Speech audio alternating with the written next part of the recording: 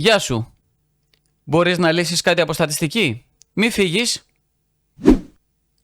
Οι πελάτες ενός εστιατορίου ψήφισαν το αγαπημένο τους φαγητό από τον κατάλογο και οι προτιμήσεις φαίνονται στο παρακάτω ραβδόγραμμα.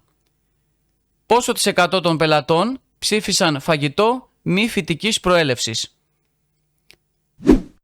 Σταμάτησε τώρα το βίντεο και δες αν μπορείς να το λύσεις και πόσο χρόνο θα χρειαστείς για να το λύσεις.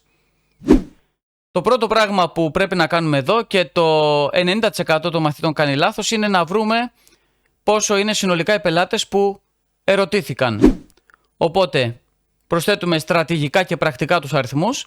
33 συν 7 40, 16 συν 14 70 συνολικά, οπότε 15 συν 10 συν 5 100, άρα έχουμε το σύνολο των πελατών που απάντησαν στο ερωτηματολόγιο αυτό και ήταν 100. Τώρα το επόμενο βήμα είναι να δούμε πόσοι πελάτες ψήφισαν φαγητό μη φυτικής προέλευσης. Οπότε 33 που ψήφισαν μοσχάρι, 16 μπιφτέκι και το ωραίο μας χοιρινό 7, 33 συν 7 40, συν 16 56. Άρα προφανώς η απάντηση εδώ είναι το 56%.